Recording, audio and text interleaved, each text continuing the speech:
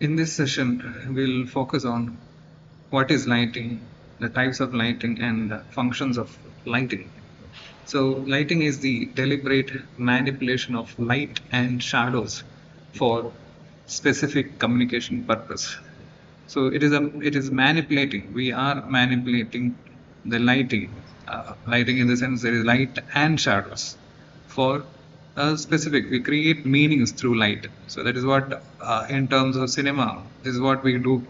Right? We are manipulating the lighting to create a meaning, to create layers of meaning within the scene. So people will feel that no, they are watching a real world.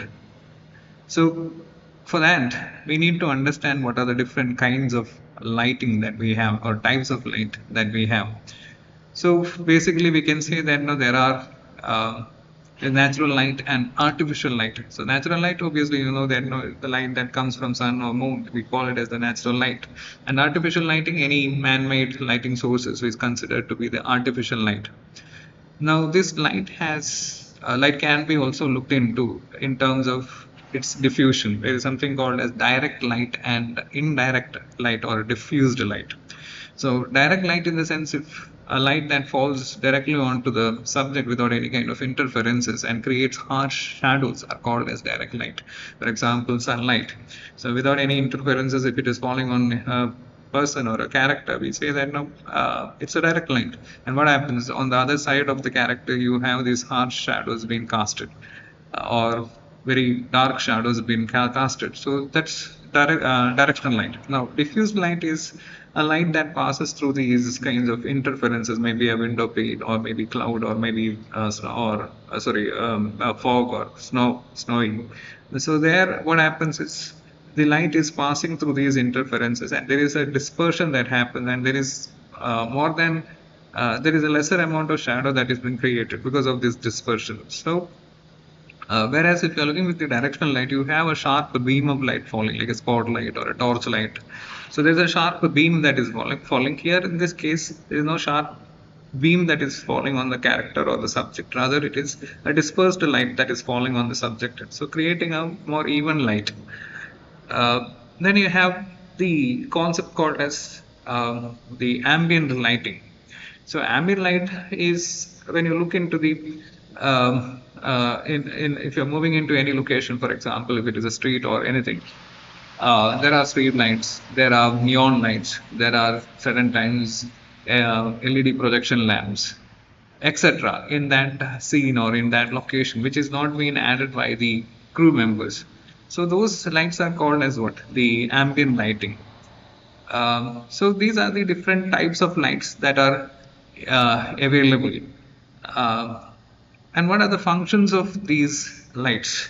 So there are fourfold functions of lighting. Basically, we say that no, the lighting is to illuminate the setting or to show the color. So without light, it's pure darkness. So it is to illuminate the setting, or it is to showcase the color schemes within the scene. Second function is that no, it adds mood, it adds texture, depth to the scene. Or we say that no, it serves the aesthetic function. Now, how does light serve the aesthetic function?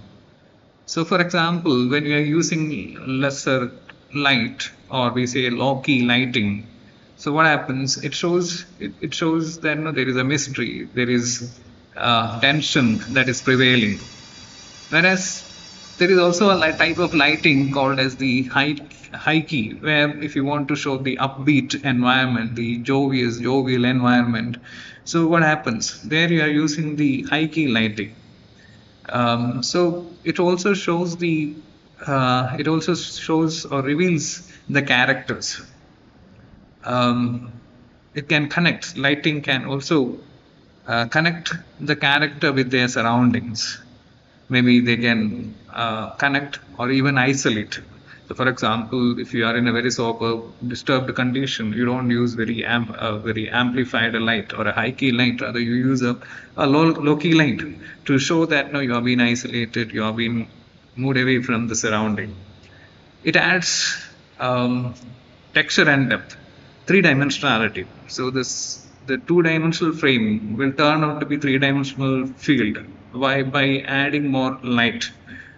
And what happens is you can guide the audience from one point to another. Lighting helps you to guide the audience from one character to another by the use of light, or by interplaying with the light and shadows. The third function is the psychological function. Here, psychological function indicates two things. One is, what does the character feel? What is the character undergoing? The second one is the temporal indications, the time. Say, for example, the quality of the light indicates or gives hint about whether the scene is happening in a daytime or in a night, or if it is happening in a morning or in an evening, or if it is happening in a particular historical period. So it gives, it serves the psychological function as well. The fourth function that the lighting serves is purely technical, which we use in terms of bringing continuity to the scene or continuity to the film itself, the whole film itself. So lighting create a coherent film. So if you're using lighting appropriately, properly utilizing it, or creating a lighting setting that is even, that is inconsistent or coherent with the setting, what happens? You are gonna create continuity for your cinema. So these are the types of lights and functions of lights. Hope you have understood, gone through the sessions. Thank you.